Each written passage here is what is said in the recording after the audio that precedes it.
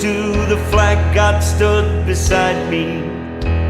I swore an oath to my countrymen and kin. Side by side we sang our anthem oh so proudly. And this is where a soldier's tale begins. We left for foreign shores in the name of freedom, comrades in arms for the liberty of man. Shoulder to shoulder, but still could not redeem them in God's name, but no one could understand. I am no hero, how can I be? They're all behind me, I crumble as they fell. I am no hero, no victory, and now I'm left a soldier's tale to tell.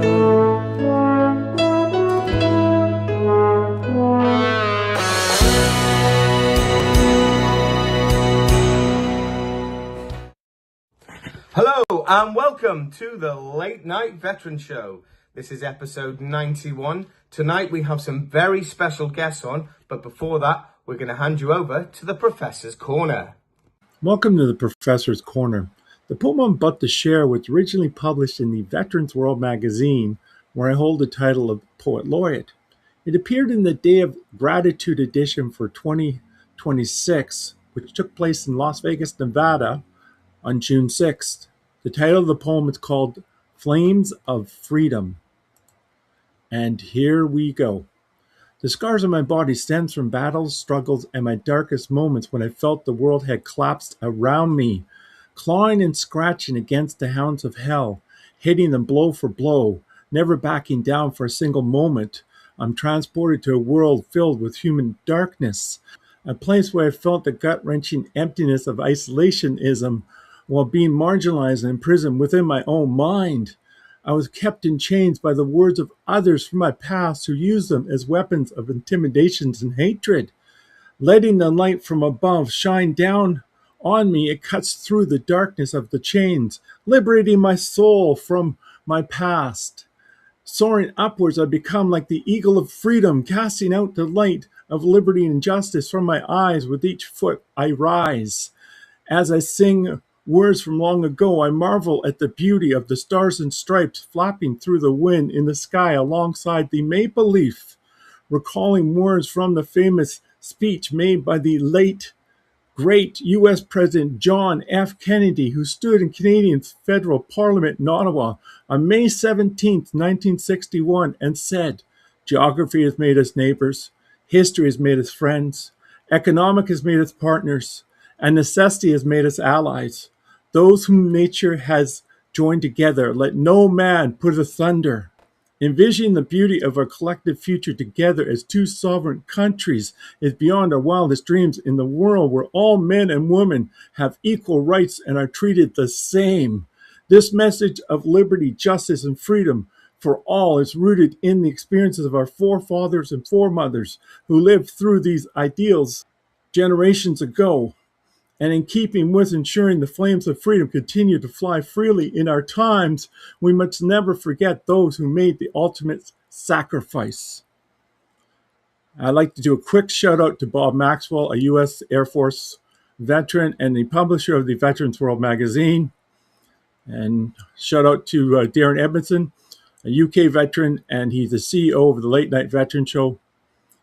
No matter how many times you get knocked down, keep getting back up. Keep getting back up.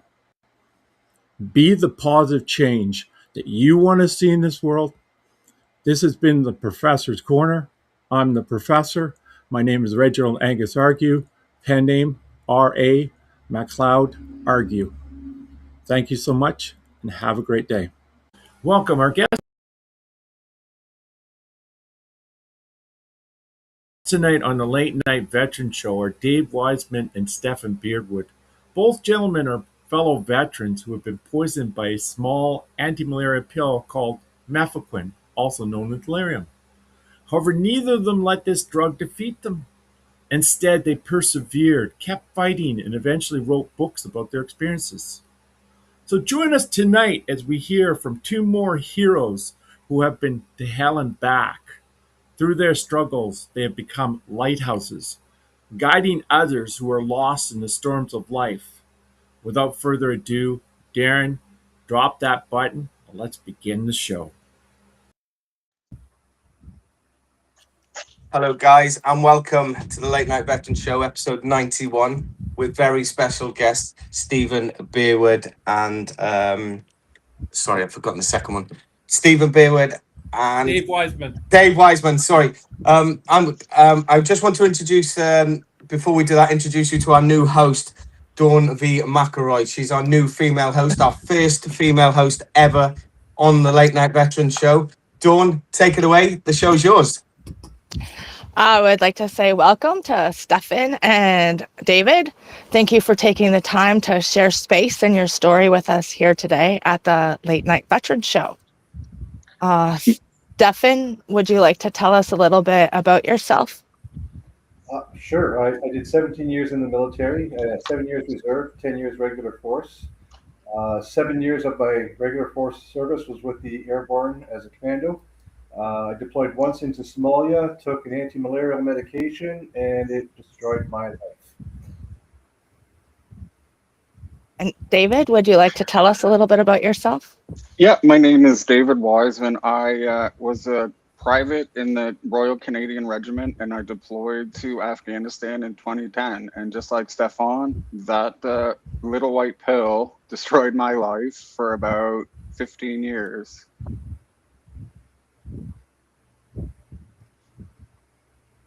You both talk about methylquin, but I also know that you're both using your pain for purpose. So, David, what inspired you to write your book and use your pain for purpose? Honestly, for me, it was not being heard. I found as soon as I came home, or even before I deployed, I knew methylquin had done its damage, and I was trying to get help before I left. And they dismissed it, the military, until it caused some effects in Kandahar City. And then as I was being dismissed throughout the therapies, being labeled as PTSD when it really wasn't, I had to get my word out and my story out for my children, basically. They didn't know who I was before, and they still really don't know who I am. But that was the purpose for my book. And Stefan, you chose to include other people in your story when you used your pain for purpose to write your book. What inspired you to include others in the journey that you were telling? One of the things I began to notice as I started unraveling what was actually wrong with me and discovering the truth about what I was facing, was that there were so many other people suffering from the same conditions, and they didn't know either. But it didn't stop there. There seemed to be this mountain of other problems that just sort of kept piggybacking. So everything that was wrong with me medically was compounded by the journey of going through Veterans Affairs and their protocols. And those protocols really keep our benefits from us. And so I started meeting other people like yourself, which is why your story is included in my book, or at least a portion of it. And other people as well, just like Dave. Like I love his book. I love his writing. He's just so open and honest. And it inspired me to say, hey, there's a bigger picture here that needs to be addressed. And if we're going to address that, we're going to need all of Canada behind us, because as long as we continue to keep it just amongst us veterans, we are easily dismissed as sick or mentally ill veterans. And, you know, we don't get any place.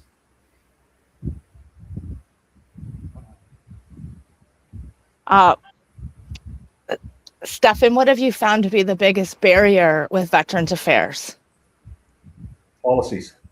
The policies are designed to keep us from what's available. So, for example, there's an upcoming documentary about Turn. It'll be released November. In that documentary, we have quoted and testimony from the sitting senator and a Veterans Affairs employee, both who have categorically stated that everything that we say about Veterans Affairs and the difficulties we have are actual policies put in place to prevent us from getting what we need. I completely agree with that one. David, have you had similar barriers, or Yes, is there something else that? I have. I've had the exact same ones. Once I got the label of post-traumatic stress disorder, it was basically that was it for approximately like 12 years until I sat in a therapist office in 2023 and she said it's not even PTSD. So then I knew honestly I knew before, but because of everything didn't forget, but like it just we get dismissed so much and look like we're crazy. I had to then advocate through Veterans Affairs again to get a new caseworker, to get policies, to get new tests, because when they fully disabled me in 2018, they were overwhelmed and didn't really want to hear what was happening. So yeah, I've had the same barriers as Stefan. I would want to quickly ask, I know in 1995 when I got out, there was an atmosphere around PTSD. It was like you're shell shocked, you're MIR commando, you're pushed, you're ostracized, pushed off the side. Do you feel that still exists even to this day? That we still have that stigmatism? As of 2014, I saw it. I totally saw it. Yeah, I would agree with that on one level, especially serving still. The problems, like one of the problems that Dawn has pointed out throughout her advocacy is the divisional system of reporting. And for people who don't understand what that is, the commanding officer in charge of the unit needs to know the employment capacity of his regiment, right? They need to know who can be deployed and who can't be and for what reasons. And every time a problem is presented into the chain of command, it is repeated by somebody else and the story changes. And so by the time it gets up to the top of the chain of command, they're seeing it completely different than the way it occurred. And that's problematic in itself.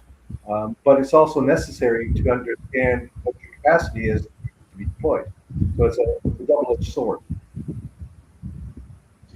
Do you actually, I know with both of your guys' books, do you feel that your books are going to start helping people like heal? The people that have been misdiagnosed, like Dave, you're talking about that, people are going to see that actually they have methadone poisoning, they don't have PTSD.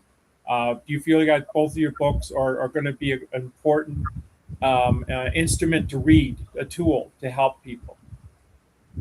I hope so. If I can help one person get out of the fog of being underdiagnosed, let's say, I hope it does, because it was a battle just to get it out. So I really hope it helps someone, and not even just for Methylquin, more so for issues we all carry on this planet, if that makes sense.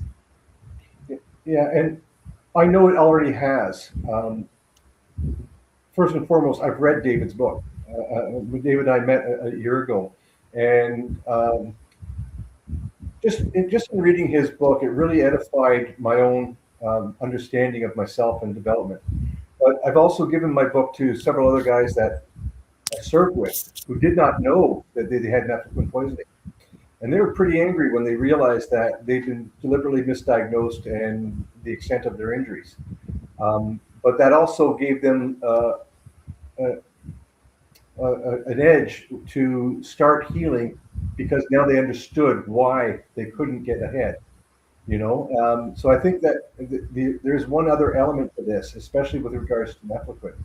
And people need to understand that the Canadian government licensed this drug after suspending a safety study, and they did so fraudulently. They even claimed that they had 1,300 signed signatures giving consent. There was 1,300 of us that deployed into Somalia. None of us signed consent. They lied about that and about other stuff. And the more egregious part of all of this is the drug is still licensed and on the market. It is still being used, and it is the drug of choice by civilian physicians for civilian patients who are traveling abroad. And I remember David Bono with he was mentioning the fact that we could be looking at hundreds of thousands of civilians in Canada that could be affected by it. So we're talking with our healthcare right now, our healthcare could collapse. Yeah, and they don't even know that they have a problem because they're being diagnosed. So we get diagnosed as PTSD because we're in the military and we deployed outside of Canada. They're being diagnosed as schizophrenic and bipolar, right? And so they don't even know that theirs is associated with it. One of the stories I included is a civilian called Leah Blake, and another civilian who unfortunately committed suicide. And she was a huge advocate for us at one point in time. But unless we reach the civilian population and the civilian population wakes up to this drug and the dangers of it, it's never going to be taken off the market and they can continue to hide it. And the other thing to keep in mind is there's $22.5 billion lawsuits surrounding this drug that the government is trying to dismiss and bury. Do not want to accept responsibility for their actions. Wow. Well, continue on, Dawn. I'm sorry I interrupted there. Please continue. Oh, no, that's fine. In the advocacy world, I find that I'm just asking your opinion with this question. With the government, they tend to listen to people that have never actually been through the situation, doctors or high-ranking officers. And I'm just wondering, why do you think they don't want to hear from the experiencers of the situations? Stefan. Yeah, because they know damn well that experience is equal to qualifications, and they don't want that kind of expertise to derail their agenda. Most of these people are in positions of political power and influence, and they want an echo chamber. They don't want someone who's going to challenge their beliefs. And so it's a lot more convenient for them not to have a challenge to their opinions.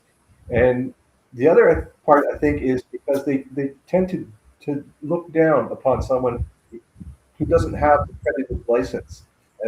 And so they can more easily dismiss that as just an injured veteran. What would you know? You know what I mean? You don't have a license, and that's part of the problem, I think.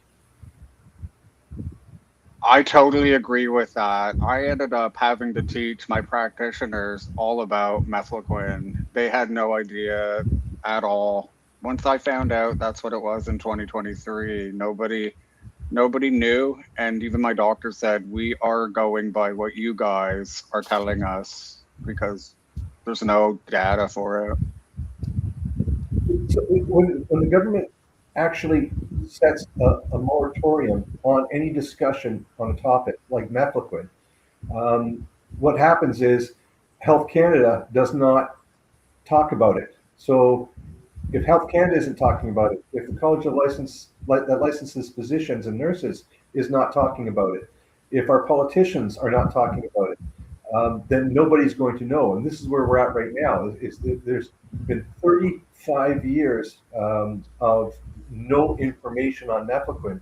So how can you expect any physician treating you to even look at it and know? We have to remember also there's that rally happening on October 3rd and 4th in Ottawa. So anyone listening to this right now, and you want to meet up with David, or you want to meet up with Stefan, or you want to meet up with any other veteran that's done books about this subject, that would be the rally to go to. I'm quite done. Yeah, I will be there. So, after I got out of the military, I already knew I had PTSD because they told me when I was in there that I had it. However, getting home, I went back to little town Peterborough, Ontario, and the only help they could give me was a child psychologist. So there was nobody that really knew about veterans and PTSD, let alone anything else. So I'm just wondering, Stefan and David, how long did it take from you leaving the military to getting the help that you actually needed? I'm still waiting. I'm looking for a neurologist here in New Brunswick, and the wait times are crazy. So I'm still waiting. The only real clarity I got from it was talking to people like Stefan, Dave, and Dr. Remington in the US. He made it all make sense for me. Yeah, Isn't he going to be at the rally? That doctor is going to be at the rally too? I believe so, the last I heard. yes, yes. He usually does a conference the day before. So on the Saturday, he will do a conference to bring everyone up to speed on what's happening, and then on the rally itself is on it's on Sunday, which will be on Parliament Day. But I know I went 20 years before I could even get a medical pension, and I was non-functioning as a human being when I was medically released. I had an interesting encounter, however, back in so I deployed in '92. In '97, I had an interesting encounter with a psychiatrist who actually knew about methylprednisolone, but he couldn't separate post-traumatic stress from methylprednisolone. But he did put me on an anticonvulsant. So for 12 years, I was able to function until I had every side effect except death to that anticonvulsant. In which case, then I had to start all over again. And like Dave said, like there are no experts. I have to inform my doctors every step of the way of what's wrong with me. I'm at the point now where I walk out of the medical system. I do not go to doctors for treatment unless I know what I need, and then I go in specifically to get what I want. And if they try to steer me in a different direction, I usually challenge them and win because I do have a medical background, so I'm able to usually outthink them because I have more knowledge than they do on the actual subject. What would you suggest for people to use, like herbal medicine? Let's talk about natural medicine. What would be something that would help alleviate some of the symptoms of the poisoning? Well, I can tell you, both Dave and I probably do. I think Dave is still doing cannabis. I know I do cannabis. I do a lot of CBD during the day. I do not like to have a foggy head, so I do not do any THC during the day. But I do a blend at night that produces CBN so I can get 8 hours sleep. And the other thing that I do is I microdose it with psilocybin. It's taken me several years to get the magic dosage and stuff like that for my body. And unfortunately, when you're dealing with natural remedies, you have to go slow and take your time. And you have to be cautious, and you really should not do that alone either. You should do it with someone who has knowledge of it. And of course, that in itself creates another problem because there's very few physicians out there that actually know what they're talking about when it comes to cannabis and psilocybin. Prime example, 2 years ago, my wife passed from cancer. And while we're using cannabis with permission from the oncologist, it was documented. They still went ahead and they dosed her with morphine on top of the cannabis, and then they're all in a panic because she's in this rapid cognitive decline. And so I went up one side of the oncologist and down the other, basically saying, how can you allow this medication? It's licensed for the market, and you have no knowledge of even how it works or how to use it. College won't train you. Go out and learn yourself. It is very frustrating dealing with many of these doctors because they're just completely ignorant. And here's the other real crutch on it is they don't even know that we have a cannabinoid system in our body, yet they have degrees in biology. Yeah, I was in the hospital in 2003, and they're pumping so much morphine through me. It was like one blood vein after another was collapsing. I'll never touch the stuff again in my life. I can't understand why people like it. All I was doing was crying and passing out. And I'm sorry, but I like to be in control of my life, Well, if we're going to be honest and have a real open conversation, I used a lot of morphine. And I used to store it up after my surgeries so that I could knock myself out and get a night's sleep. Wow. right? And that combined with alcohol, like there's an improper way to use it. I've done that, and then there's a proper way to use it. I had to learn that. So you need to learn it, and if you're doing that, once again, you need someone with experience and knowledge, and you also need peer support. You cannot do things alone. We should not be alone when we exit the military, especially if we're medically released. We should be part of a peer support network, keeping in touch and helping each other. Yeah. Go ahead, Don. For me, sorry, I was on 42 medications as I released from the military. I was just eating pills to function. And cannabis, CBD, was definitely the first transition into something that worked. I hadn't slept from 2010 until 2018. I would have You been talk about this in your book? I do. I would have been up all night from 2010 to 2016 or 17. It destroyed me. So yeah, cannabis for me was the gateway to living again, actually, and to getting to know who I was after being poisoned. Yeah, it's like what we've heard so far from our different guests. It's a nasty pill. It's something that should have never been allowed, especially in Canada. We're you guys were guinea pigs. I was, as I said to Dave in the past, I was in '88. I went over to Iran, right? So I missed out on the methylquin because we had the one prior to that, But there were other stuff, and I guess I'm just tired of hearing how we were guinea pigs at times. Yeah, so I don't think we were guinea pigs. I think we were set up, period. Yeah. Because the WHO did a study in 1985 on methylquin, published it in 1989. Yeah. And it showed a 38% neuropsychiatric injury rate. So for the Canadian government not to know that, for Health Canada not to know that, they knew. They knew that injury rate was there, and they made a conscious decision for a convenience, because it's one pill a week instead of a pill every day. It was cheaper. And I've seen the orders for the Operation Deliverance.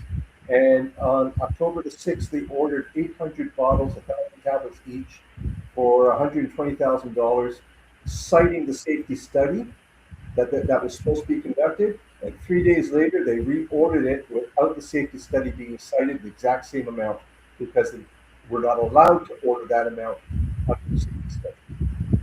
Wow. What hurt me the most was seeing guys from 92 and 93, and then myself all those years later still being given the same pill. And we joked about it. Manic Mondays, Wacky Wednesdays. It was like our dirty little secret that we all knew about, but nobody wanted to take responsibility for. Well, I know we're coming up at 5:30 right now. Darren, can we play that soundbite that Tim gave? Because he really wanted to say hello to David and Stefan. Big fan of both of you guys. Yep, no problem. Here comes a soundbite by Tim Riley.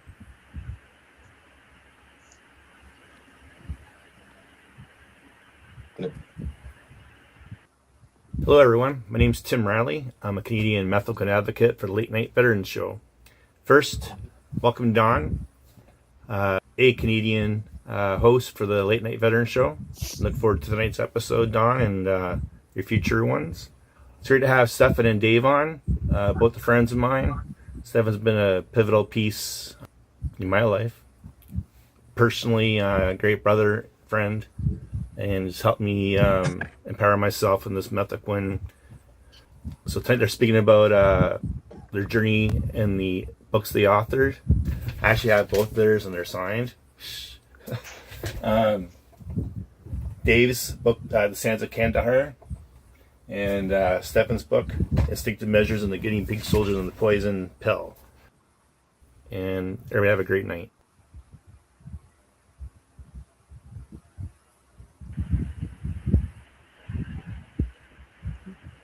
Here we go. We're back, guys. Thank you. I've got a couple of questions myself, if you don't mind me asking. I've got one here for Stephen Beardwood. I'm going to put it up on the screen here. You served 17 years, including as an airborne. Oh, it's covered in my screen. I'm going to have to turn this around. Sorry, guys. You served for 17 years, including 7 years as an airborne commando. What first motivated you to join the military and kept your commitment throughout those years? Well, my mother actually thought I would probably enjoy it because my father had been in the reserves. And so I went down to join. By the time I got to where I was supposed to go, all I could remember was this exit sign. So I ended up joining up as a medic in the reserves. But I quickly realized that they were going to pay me to do the most incredible, adventurous things I could think of in my life. And other people were going to have to pay to do that. So I was hooked from the beginning. I loved every second of my career, right up until I couldn't function as a human being anymore. Yeah, thank you very much for that. And a question for David Wiseman here. Your book describes a battle that began long before Afghanistan. How did the experiences of your childhood shape the way you experienced military service and combat? I'm I'm a military child, so I saw it from the day I was born. It's the family business, and as I learned and healed, I realized how far back it goes. I've had family in most wars that Canada had and some that Germany had, as I was born in Germany. So yeah, like I said, my battle started long before, while I watched my dad struggle with his demons and not get the proper help for it.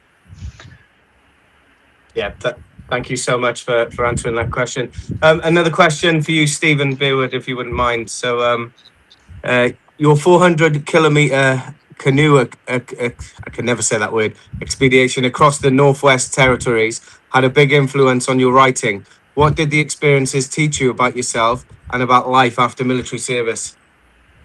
At that point in time, one of the problems that we face is when we get out, we go to ground and we isolate and we hide. And it's the worst thing that we can do. We should stay connected. So at that point in time, for 20 years, I had not been a veteran. I had just simply been a musician. I completely reinvented myself. And I was actually very nervous about going on that expedition because I was about to spend time in a platoon-size gathering with a bunch of veterans. And I hadn't done that for 20 years. So I was a little bit anxious. But what I learned on that expedition was I should never have isolated in the first place. That peer support is critical to mental and physical health recovery, and that's what it taught me. That literally was the beginning of my serious recovery, where I actually started becoming my own person again. Yeah, thank you for answering that question, Stephen. A question two to you, David Wiseman. So sorry, this hasn't come up on the screen. Question three. In your book, you talk about feeling let down by institutions that we're supposed to protect veterans. What do you believe needs to change in the way of veterans are supported after service? We need to be heard. We need to be heard and not made out like a crazy person. Really, that's what the institutions need to do. They need to listen to us. We're the ones living with it. We're the ones, our families living with it. Listening to those and ourselves, I think, would change the whole system. Not being told. Being told was what was the worst. I can imagine. Thank you for answering that. And then I got one more question each then, guys, if you wouldn't mind. So, one for Stephen Beardwood. You've gone from military service to becoming an author, a guitarist, songwriter, and a performer. How has your creativity helped you deal with the transition from military life? Oh, yeah, where do you begin on that one? So, if you want to get into the nuts and bolts of it, when we are traumatized, our frontal cortex shuts down, right? and our fight and flight, which is our brainstem, becomes dominant. And the longer we're in that state, the more permanent it becomes. And so what happens is we can't re-engage emotionally. We can't re-engage societally because we lose those skills. And instead, our primary response to everything is combat, right? So we become very combative. And what the arts do is they help us to open up that frontal cortex, to feel emotion, to become creative again, and to experience life and to re-engage, not just in family, but in society in general. 20, 30 years ago, my default response to anything, even if you gave me a rose and told me you loved me, would have been an extreme rage and anger. And today, I'd probably just cry and love you and give you a hug. No. Different. That's like, Thank you for that, mate. And David Wiseman, another question for you. You describe your therapy, faith, and rebuilding your life as an important part of your journey. Was there any particular moment when you realized that you could begin moving forward rather than simply surviving? For me, honestly, I was lucky, and Stefan disagrees with me, so hold on, brother, hold on. I did ketamine-assisted therapy, and that's what told me I could live again. I always had faith, but I was so blind. And like Stefan said, our filter kind of tends to get shut off to all that after being poisoned. Once I did ketamine, it was basically I can breathe again. I felt like I wasn't breathing from 2010 until 2022 or 21. It basically said, "Hey, you've done it. You've lived. It's time to let go of that part." Wow. We've got plenty of time here, so I've got one more question each, actually. I didn't think I'd fit them all in, but thank you for that, David Wiseman. So, Stephen, another question here. If you could sit down with a veteran who has just left the military and is struggling to find their purpose, what would you tell them? connect, connect, connect, connect, connect. Do not disconnect. You must stay connected with those people that you serve with. You have to stay connected with the community at large. If there's no one in your area, find someone that you can connect with remotely. It doesn't matter how you do it, but stay connected. Life is better when we work together. We spend our entire adult lives and career working in teams. And then to isolate and try to recover, it's a bad scene. You need to stay connected. Yeah, great answer there. Thank you so much. And last question for David Wiseman then. You speak openly about your PTSD, methylquine toxicity, and the challenges veterans can face after coming home. What was the hardest part of transitioning from soldier to a civilian? Letting go of that soldier part of me, if that makes sense. I had always been a protector, and the soldier was really good at that. So letting go of that and just being Dave was probably the hardest part. Getting rid of all the labels everybody gave me and just being me. Yeah, thanks for that. Reg, do you have anything to add? I've asked them 5 questions each. No, actually, Dawn? go ahead, Dawn. I'm enjoying Dawn's question, so I'm gonna say, go ahead, Dawn. I guess my last question that I would have maybe would be similar to Darren's, and it would be like, if you met someone who was just discovering that they had been poisoned by methylquine, or that they just, there's a lot of guys that are just discovering they have PTSD after 20 years, and with the stigma attached to it, they have a hard time even admitting it.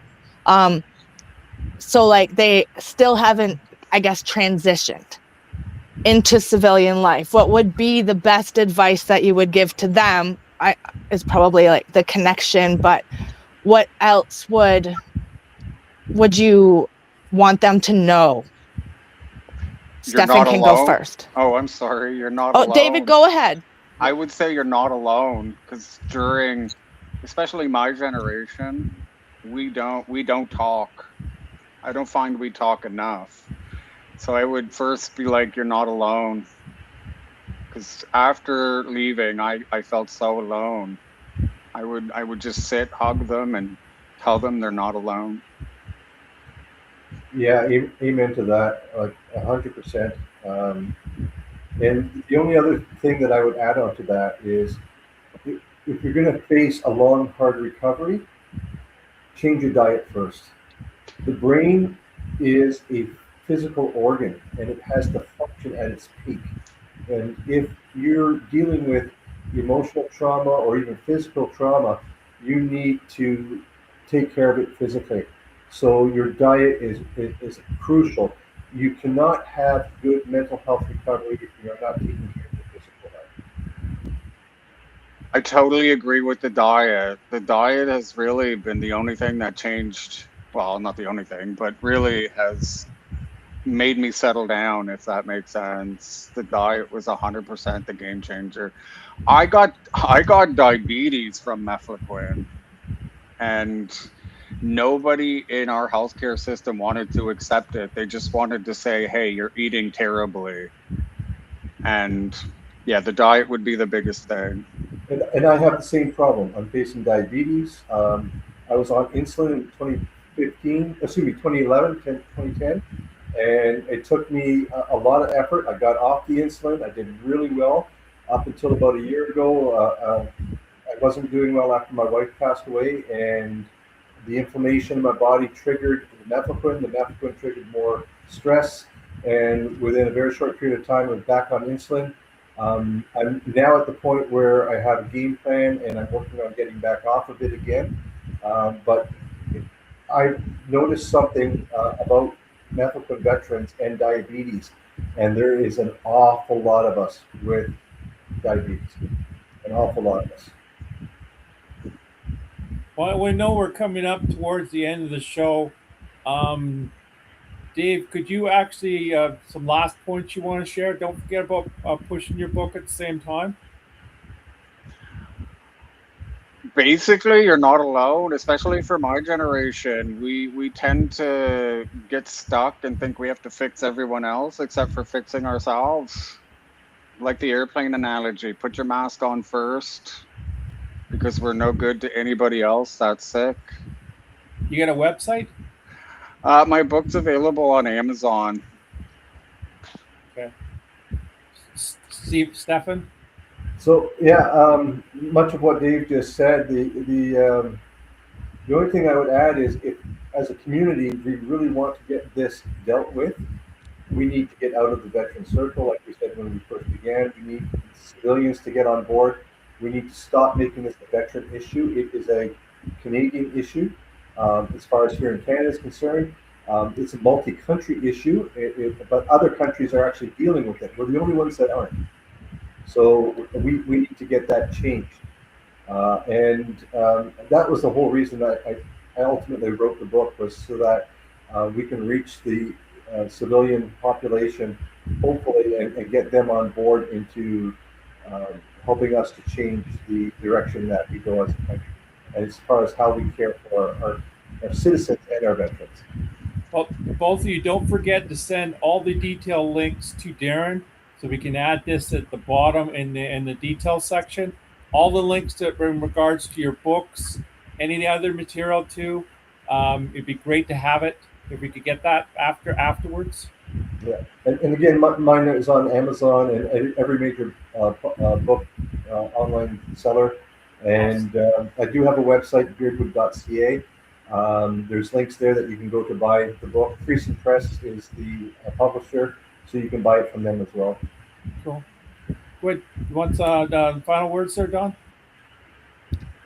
I just want to thank both of you so much for coming on here and sharing your stories and your hope and your experiences, and the fact that you both want to continue helping others despite your own issues is such an amazing, brave, courageous thing. And I think as veterans, we come back as leaders in our community, even though sometimes we don't think we are. So I'm just very grateful for both of you being here tonight. Well, it's been great having you, Dawn. I'm really looking forward to next Friday, September 4th. I think Darren was saying there's something about a female UK veteran coming. I know you're reaching out to a veteran too. I'm telling you, people, you got to tune into that show. 25th is going to be off the scale. We're talking a female chief, First Nations, and then Dawn's going to be interviewing her. So we're having a lot of stuff happening around the Late Night Veteran Show. We love the two guests we had on tonight, Stefan and David. Thank you so much. Keep doing what you're doing. We're going to put the links out down below there, and Darren's going to send the stuff and share it at the same time. We've got TikTok, 14,000 on there. Darren's got another 10,000 following him. We're connected up to the Veterans World Magazine. They have 1.1 million online subscribers too. So, David, your article, your piece is supposed to be coming out sometime in September. Cool. Once it comes out, I'm going to send you a link. And that's what I have to say. I just wanted to say all that stuff. Yeah, I just wanted to jump in there and say thank you to the two guests that came on tonight, David Wiseman and Stephen Beardwood. Stephen Beardwood and David Wiseman, yeah, thank you for coming on. And Dawn, for your first time being a host, I think you absolutely smashed it. So thank you so much.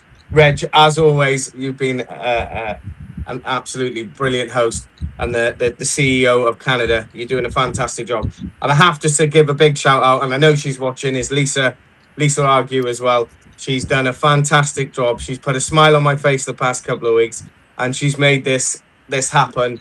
And it's getting bigger and better, and the production side of it is just awesome. So big, huge shout out to Lisa. And also shout out to our partners, the Veterans World Magazine, Bob Maxwell. Guys, this is the Late Night Veteran Show, episode 91. Tune in next week. It's a show you won't want to miss.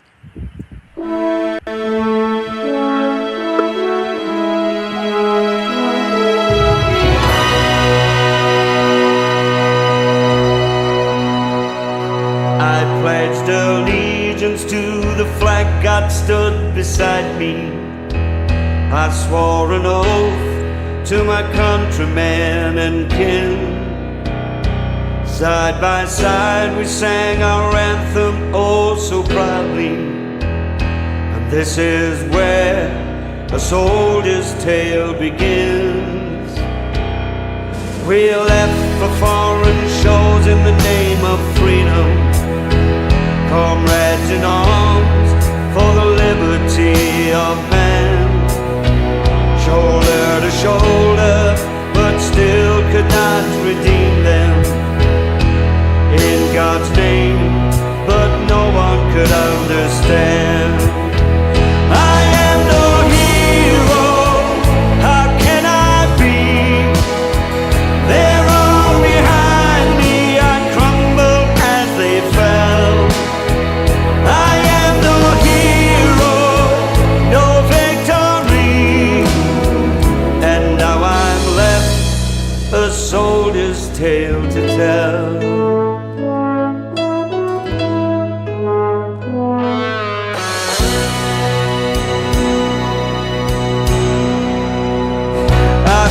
Allegiance to the flag, so why desert me? From proud soldier to a man without a home, I swore an oath to those who now hurt me. A life that's lost, I walk these streets alone. I am no hero, how can I be? They're all behind me, I crumbled as they fell.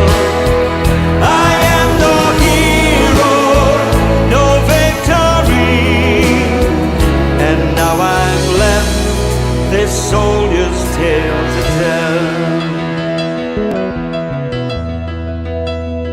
I closed my eyes and God was not beside me. Through my tears I see the fallen field on bended knees. Oh Lord, please do not despise me.